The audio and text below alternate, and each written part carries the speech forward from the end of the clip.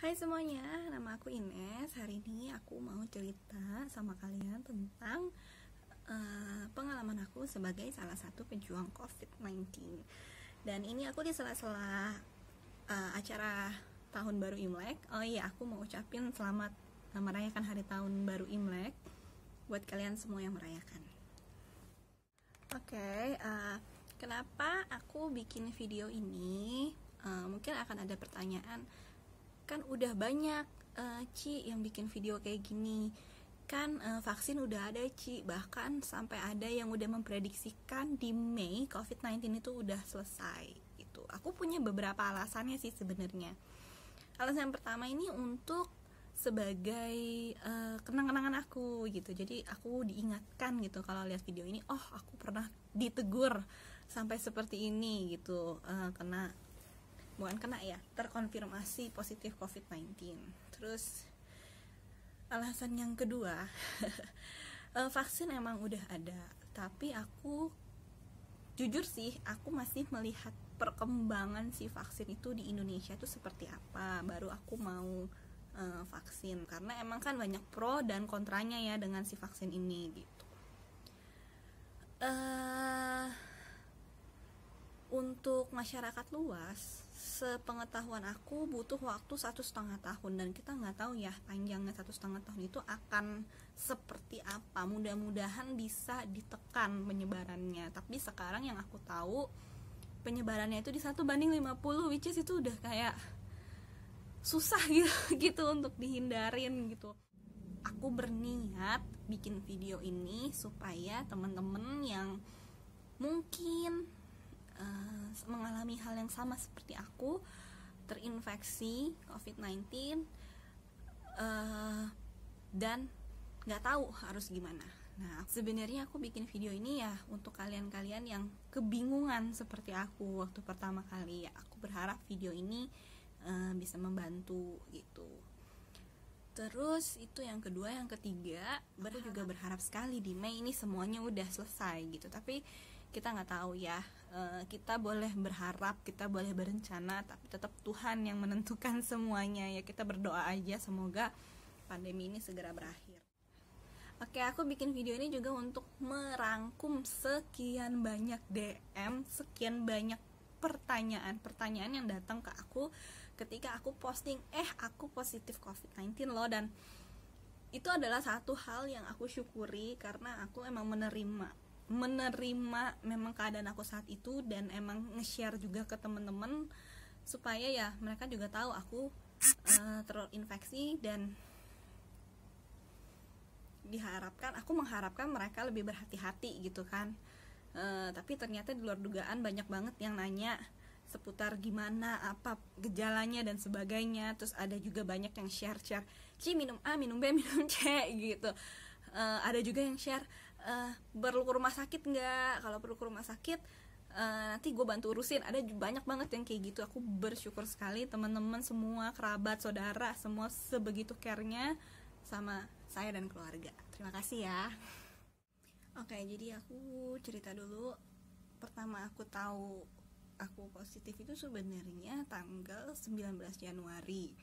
Cuman 2 minggu sebelum itu aku ada gejala yang aku ngerasanya tuh kayak aku cuma kena penyakit lambung biasa gitu. Jadi aku memang abis makan ayam asam manis, dan di kantor tuh aku ngerasa lambung aku tuh nyerinya banget dan aku mau muntah. Nah, ketika aku coba muntah, itu tuh aku ngerasanya aneh karena lambung aku tiba-tiba kram. Bukan lambung sih, perut sebelah kiri sini nih di sini. Itu tuh aku kram, dan kramnya tuh bukan kayak kalau perempuan mungkin tahu ya, kalau mau haid tuh kan kita juga bilangnya perutnya kram kan. Tapi kalau itu tuh kramnya tuh kayak kita habis sit up lama tapi belum pemanasan gitu, jadi kebesokannya tuh kayak perut sakit semua. Nah kayak gitu. Aku tuh kan emang kalau soal muntah tuh udah master degree lah, aku bisa bilang gitu, karena aku sering banget muntah. Sakit kepala aja aku sering muntah.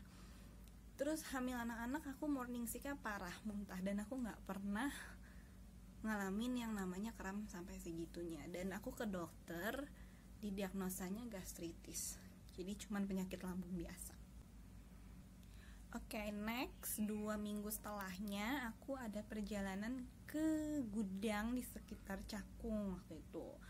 Nah, memang aku cuman sarapan biasa, cuman sarapan pisang doang. Memang tiap hari aku cuman sarapannya pisang doang gitu, dan itu biasa bisa menahan rasa lapar aku sampai jam 12, jam 1 gitu. Nah, cuman ini belum sampai jam 1 ya, masih jam 12 lewat, badan aku udah gemeteran, terus aku kelaparan dan aku lemes banget.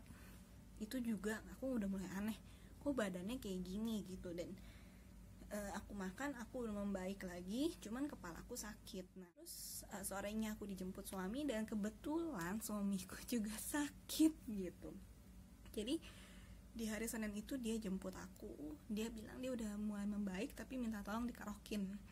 Nah, aku di jam 3 pagi badan aku ngilunya luar biasa, kepala aku mau pecah, dan aku udah tahu ini aneh, aku gak pernah kayak begini.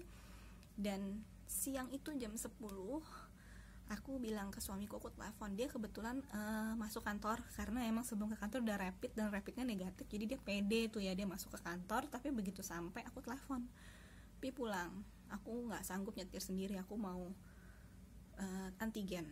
Dan suamiku bilang, kenapa? Aku bilang, ini rasanya aneh, nggak kayak biasanya, aku nggak pernah sakit kayak gini, yang dadanya tuh sampai nyeri banget, ngilu banget gitu, aku mau antigen.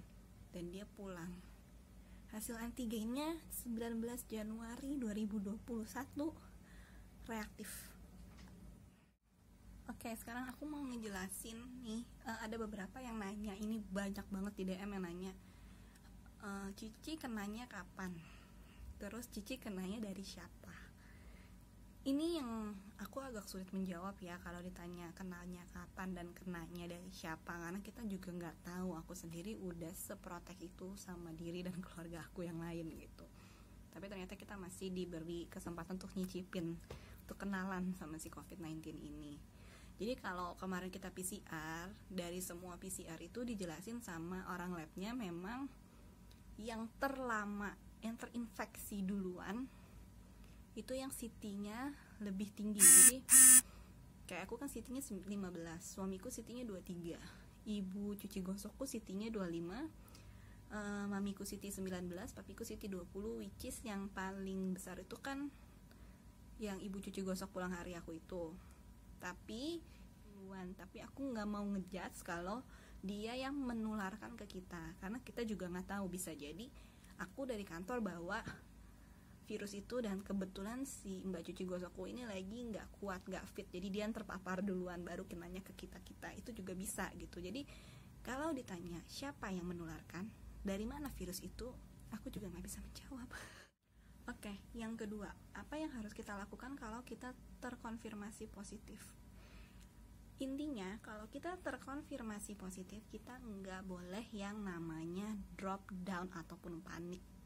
Ini aku belajar banget. Jadi saat aku terkonfirmasi positif, aku drop, aku down parah, dan aku saat itu juga dadanya langsung nyeri dan aku langsung sesak nafas gitu. Jadi sepertinya si virus ini mencuri-curi kesempatan untuk menyebar gitu kan. Jadi kita harus tenang, kita harus berusaha untuk mikir jernih, walaupun itu sulit ya, karena aku sendiri pun ngerasa sulit banget saat itu. Aku nangis-nangis karena yang ada di pikiranku bukan penyakitnya, tapi aku harus ninggalin anak-anak aku gitu, apalagi yang kecil yang masih menyusu, bener-bener harus aku sapih saat itu juga.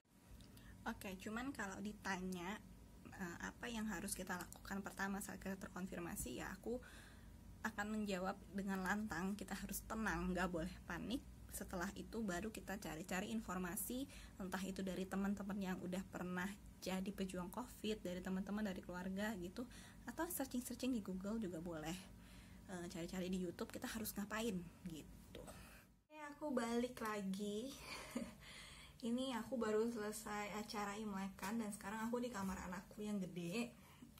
Anakku yang kecil lagi tidur soalnya takut mengganggu. Oke, kita lanjut ya. Yang kedua, kalau kita udah terkonfirmasi positif, kita harus ketemu dokter nggak, dan apa yang harus dikonsumsi.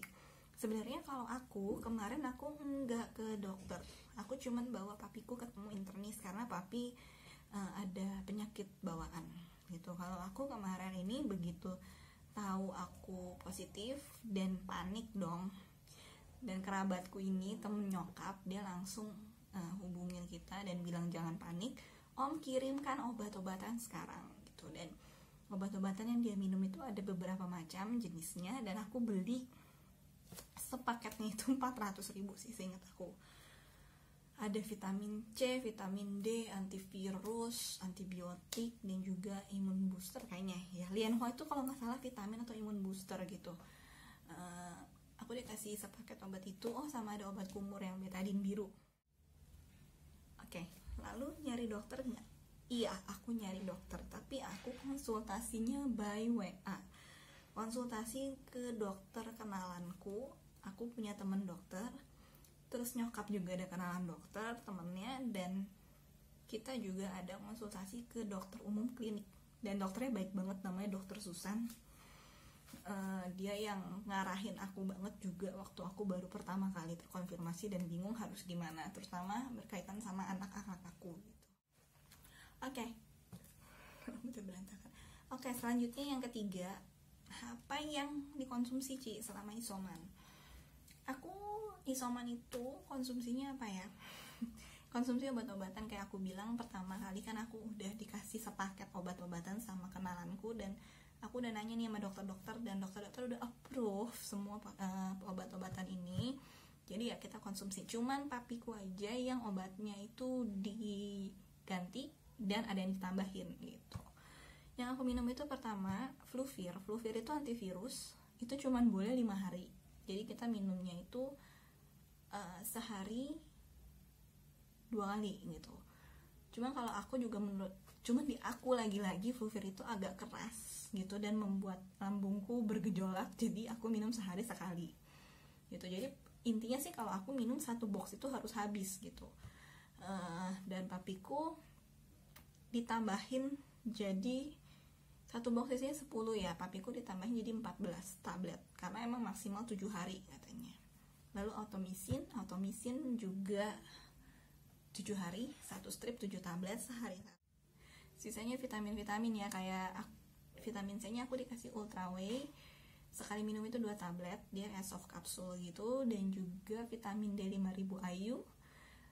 Yang terakhir Lianhua, itu sehari minumnya tuh 12 kapsul. Aku juga nggak kuat, kayak pinggangku langsung sakit, dadaku deg-degan, jantungku ya.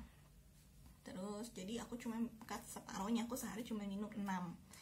Dan yang kayak bener-bener bikin badan enak itu Lianhua. Jadi waktu pertama aku sakit itu dada kan nyeri, badan nyeri. Setelah aku minum Lianhua, baru sekali minum tuh kayak badannya udah seger lagi. Jadi emang dia tuh kayak imun booster gitu ya. Dan makanya pada bilang agak keras. Terus ada juga betadine kumur yang warnanya biru. Itu dipakai katanya sih per 4 jam sekali. Cuman kalau aku sehari 2 kali aja kumur-kumurnya gitu, karena agak sulit sih ngingetin per 4 jam gitu. Jadi sehari 2-3 kali lah kita kumur-kumur pakai betadine itu. Terus apalagi yang aku konsumsi ini tambahan ya, aku setiap pagi ada konsumsi telur rebus, karena kita yang terinfeksi COVID itu harus banyak makan protein, telur, daging-dagingan dan sebagainya sih. Tapi yang paling gampang kan kita menemunya itu kan telur, jadi telur rebus aja setiap pagi. Lalu aku ada konsumsi madu HDI sehari sekali, sama ada Utsukushi SOP. Oke, dan tambahan lainnya adalah nail mat. Ini sih apa aja boleh sih, kalian mau pakai NaCl boleh, mau pakai nail mat juga boleh. Banyak di Shopee itu cuci hidung. Aku dikasih tahu orang lab, jadi dia bilang, Bu, kita kan PCR nggak bisa menemukan, maksudnya Bu, kita kan PCR nggak bisa membedakan mana virus mati dan mana virus hidup. Dia kalau masih ada di hidung kita, di tenggorokan kita, kebaca aja kita terus positif. Jadi Bu harus rajin-rajin cuci hidung. Tambahan sedikit nih, aku mau nambahin apa aja yang aku rasakan setelah hari ke-1 di konfirmasi aku positif, hari keduanya apa yang aku rasakan? Hari keduanya basically lebih baik sih dari hari pertama. Hari pertama itu kan kayak badannya sakit banget. Hari kedua aku lebih segar, aku bisa aktivitas, tapi nafasnya itu sudah mulai terengah-engah seperti sekarang ini nih. Aku ngomong aja terengah-engah kan gitu. Jadi mau sekedar mandi aja aku capek, sekedar motong masakan untuk bikin masakan kita sendiri, bikin kocok telur aja aku kayak capek gitu. Makanya kita putusin untuk catering lah, terus kalau nggak kita order GoFood atau GrabFood ya kayak gitu-gitu, kita order di luar, kita nggak masak gitu, atau telepon restoran sekitar rumah gitu untuk diantar makanan. Terus itu di hari kedua. Di hari ketiga kita mulai kehilangan indera penciuman gitu. Jadi bukannya yang totally hilang gitu ya, enggak. Jadi kayak bau minyak kayu putih itu biasa kan dari jarak kejauhan aja udah kecium ya. Ini tuh kayak harus bener-bener ditempelin di hidung baru kita bisa cium, oh iya bener nih minyak kayu putih gitu. Balsem yang geliga, tahu geliga kan? Geliga itu tuh jarak semeter 2 meter itu aku masih bisa kecium kalau orang pakai gitu, kayak tahu oh ini ada yang pakai balsem nih gitu. Tapi itu sama, itu kayak harus kalau di hidung baru kita kecium, oh ini balsem. Aku sampai segitu sih kemarin. Dan kalau untuk indera perasa yang hilang itu asin. Aku sempat makan sama sekali hambar karena nggak asin, pahit juga. Jadi bukan yang, sekali lagi bukan yang bener-bener drop hilang nggak ada rasa. Kalau aku itu jadi bukan yang drop bener-bener hilang. Kalau aku itu lebih ke nggak tajam gitu rasanya gitu ya. Jadi masih ada rasa, cuman yang nggak setajam itu gitu. Emang ada rasa tapi kok kayaknya rasanya lain, hambar-hambar gimana gitu. Kalau aku ya itu aku dan suamiku yang ngerasain. Cuman kalau papiku masih tetap ada rasa, mamiku hilang tapi nggak banyak, tetap berasa gitu. Bahkan bangun tidur kita nggak bisa ngerasain bau mulut kita sendiri gitu. Dan saat aku mulai bisa ngerasain bau mulut aku sendiri itu aku kayak itu sesuatu anugerah terindah lah. Terus dari hari dari hari kedua sampai aku hari ke-20 aku isoman, yang aku bener-bener kayak bisa rasain itu adalah perut aku nggak boleh kosong. Nah ini juga kayaknya semuanya bareng, ini juga keluarga aku ngerasain hal yang sama sih. Jadi kalau perut kita kosong itu kita nggak segera isi, kita akan langsung lemes, kita langsung nggak bisa ngapa-ngapain, badan mulai ngilu-ngilu kayak gitu ya, dada mulai nyeri gitu. Jadi ketika kita mulai lapar itu udah harus keisi gitu, kita bisa, kalau nggak itu bisa lemes. Jadi kayaknya tuh bener banget deh waktu itu orang bisa tiba-tiba pingsan, tiba-tiba lemes gitu ya. Ya memang gitu kalau emang kita nggak makan. Kalau aku sih ya, aku tuh kalau lapar perut aku itu aku lemes banget. Kayak kemarin nih aku pernah nungguin internetnya papi tuh 5 jam di rumah sakit ya Tuhan. Itu aku kelaparan dong. Aku dari jam 4 sore sampai jam 9 malam itu aku di rumah sakit, dan kita belum makan sekeluarga cuma buat nungguin dokter doang, bayangin nggak? Terus kita kelaparan semua dan kita lemes semua gitu. Terus efek selanjutnya setelah kita negatif itu, suamiku sampai sekarang itu badannya sensitif parah. Jadi kayak kalau udara dingin sedikit itu langsung sakit, langsung ngilu. Itu aku juga gitu sih. Jadi kayak nggak kuat dingin banget dan aku nggak kuat panas banget gitu. Jadi kayak badannya sensitif banget gitu. Mungkin karena emang lagi proses pemulihan kali ya. Aku juga jadinya hidung pun jadi lebih sensitif gitu. Kalau ada bau yang nusuk langsung kecium gitu. Mungkin karena sebelumnya nggak bisa nyium dan sekarang bisa nyium gitu. Jadi langsung cepet aja gitu, kayak nusuk gitu rasanya. Oke, sekian cerita-ceritanya dari aku. Nanti aku mau cerita lagi. Video ini membantu ya buat kalian-kalian yang memang butuh informasi terkait COVID-19, tentang apa yang harus dilakukan gitu. Dan ingat, kalau baru kena jangan panik, gitu aja sih pesan aku. Oke, sekian dulu dari aku. Stay healthy, tetap jaga kesehatan semuanya, jaga jarak, patuhi protokol kesehatan ya. Bye bye.